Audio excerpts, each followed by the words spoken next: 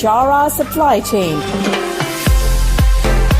highlighting and showcasing solutions for the most complex challenges facing the industry in 21st century by our team of subject matter experts and mentors.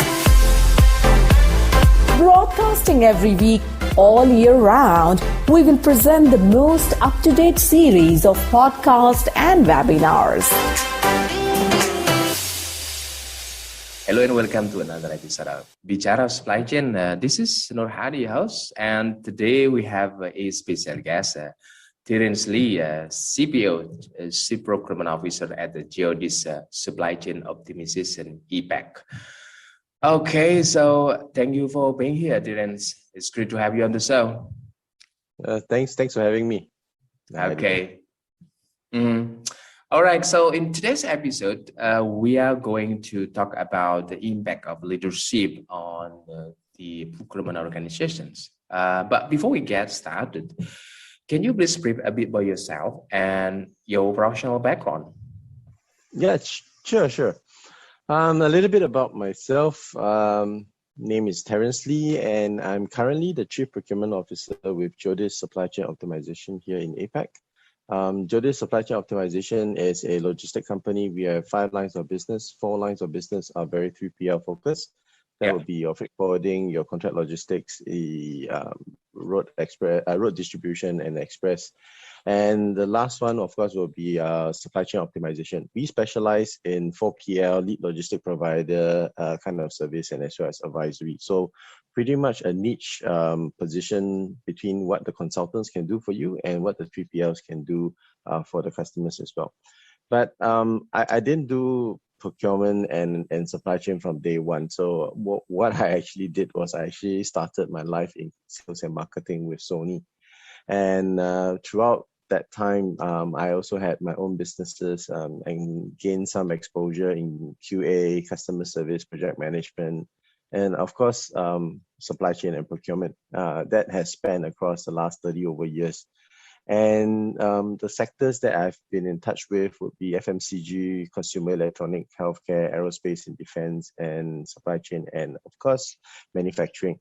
But the specific things that I'm interested in and the key focus for my last 17 years is really in organizational transformational change. So that's basically what I'm very interested to do right now. Awesome. Okay, so let's start with a question about the current issue of leadership roles in procurement. So in your opinion, how the role of procurement leadership is changing in 2021, especially having an influence of the pandemic of COVID-19? That's a really good question, because procurement has always been seen as a supporting function for a very long time. In some organization, it starts its life as an administrative role. Yeah. So you need to process certain orders, get certain invoices, analyzed, verified, and paid. So it's a very administrative role in the past. But over the last few decades, some of the more advanced sectors, for example, the FMCG, healthcare, they have moved their procurement roles into a more strategic role. So from a tactical kind of background into a more strategic, but still it's in the background.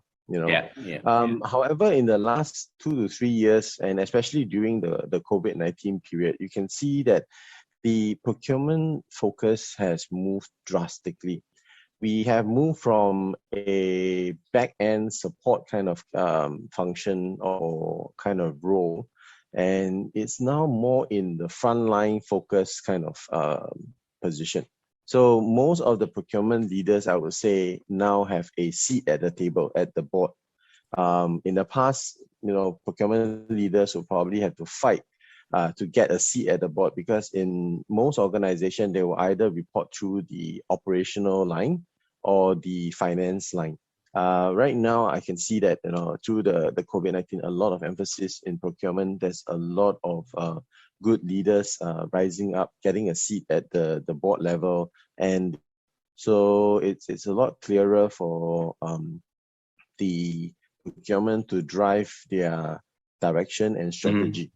So this move from administrative gatekeeper kind of role into this revenue generator, protector, collaborative partner kind of scope has really drastically changed in this pandemic period.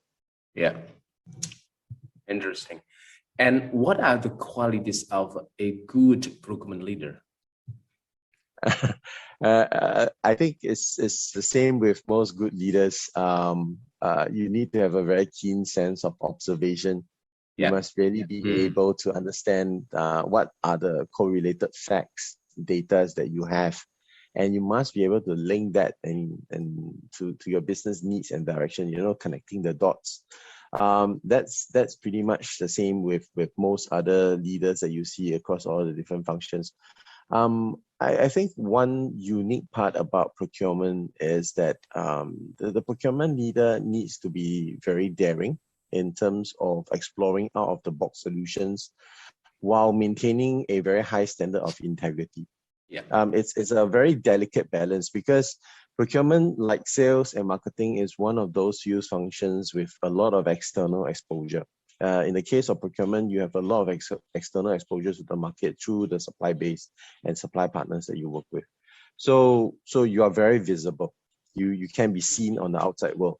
And what we want, if we want to drive change, definitely you need to start thinking of out of the box. But when you start thinking of out of the box, you still need to maintain that high degree of integrity. So what do I mean? You can be looking for some out of the box solution, but it cannot be win at all cost. And disregard the efficacy, it disregards the doing the right thing. So people can see what your company represents through you. So this kind of balance is a bit unique, I would say, in terms of procurement. It's pretty much like what you see in sales and marketing, with very high exposure to the customer base. So that's one thing. And more recent would be during the pandemic period. We start to see that there are a few types of leaders, right? So there are types of leaders which is very task and result oriented, and there's of course the leaders who are more people oriented. What I've observed is that over the last 3 years, especially during the COVID-19 period, the task and result-oriented people with a certain degree of management at a micro level tends to suffer a little bit during this pandemic, especially when people are working from home, they don't have line of sight and so on. But if the leader has a very good mix of being very result oriented, but yet at the same time, very people oriented, we can see that this pandemic period, they actually shine very well. People appreciate that their bosses are very understanding that during the working from home, they're given certain flexibility, and yet at the same time, they have the ability to drive and deliver the result. So I think this, I wouldn't say this is the you must have these qualities to be a good leader, but I've seen people with this quality tends to succeed better as a leader position. Okay, let's jump to another questions. How does the procurement style impact the performance of the business? So could you please share some example where we can learn how it works? Sure. I think before we talk about the style, the fundamental I would say points about procurement is typically split into two groupings, right? You perform the task of procurement either through a very tactical way or a very strategic way. So you can say that it's split into tactical and strategic. And the whole span that we cover in procurement covers a space of direct. That means items or services that impact our cost of goods. And indirect, would be things that don't really directly impact your cost of goods. So if we were to split in this sense, strategic versus tactical, direct versus indirect, the way that different procurement professionals behave when they carry out their task in this scope that they are assigned would be different. So what would that mean? It's actually different because based on the tasks that you do, the way you work, the way you relate and strategize your activities and so on, it will be different. It's a balance of it's an understanding of your power balance, and as well as keeping the objectives in mind. So I'll give a few examples. If you are a buyer, if you are typically tasked to carry out very tactical buying activities versus a strategic sourcing person, the way that you look at a market, the way that you interact with the supplier for your supplier relationship management would be different.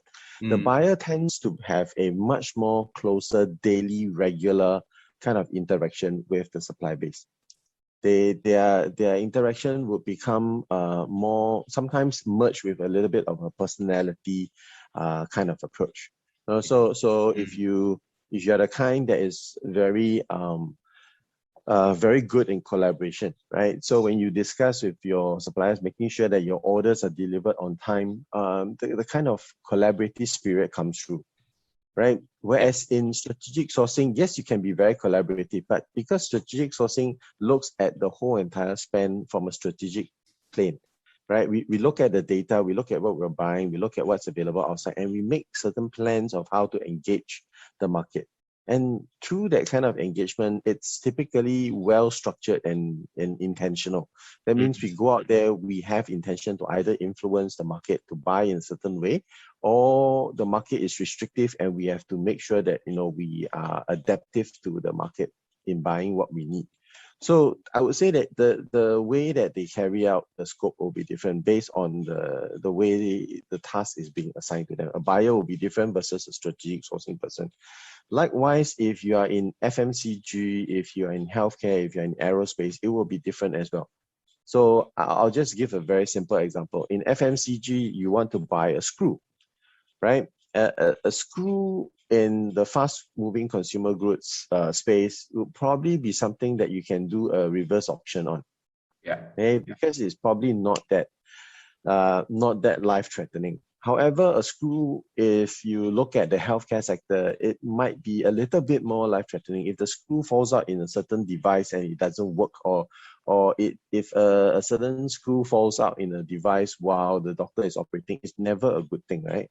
So that increases the scale of risk, that increases the scale of attention that you must give to the item that you're buying. And all the way to the extreme end, aerospace and defense. I'm pretty sure if I tell you the screw is going to fall off from the wings that you're flying in the aeroplane, you'll be very, very afraid, right? Because that screw is actually holding the wings onto the plane, right? If it falls out, then the whole plane might just come down. So again, the difference would be, what are you buying? The importance and the risk mitigation considerations that you must have. All of that will impact the style that you have. And if you're buying something that is single source, so for example, in P&G, when I was with them, there's a very good product called SK2, and it has a very unique component called Pitera, right? So that is a single source, right? There isn't another place that you can find this except Japan. And the uniqueness of that kind of relationship, it's very different. You have high level senior management meeting each other very regularly, because that's the kind of relationship that you need to have with that kind of supplier. Otherwise, you have no product to sell, right? So it's a very unique kind of relationship.